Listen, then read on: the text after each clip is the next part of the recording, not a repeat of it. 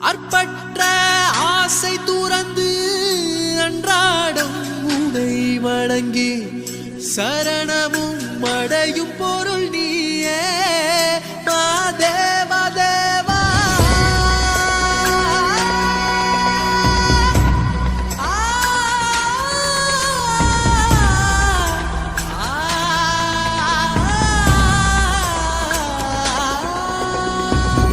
அற்பற்ற ஆசை துறந்து அன்றாடம் உனை வணங்கி சரணமும் அடையும் பொருள் நீயே மாதேவா தேவா. ஆள் கொண்ட சபலம் தீர எப்போதும் நாமம் சொல்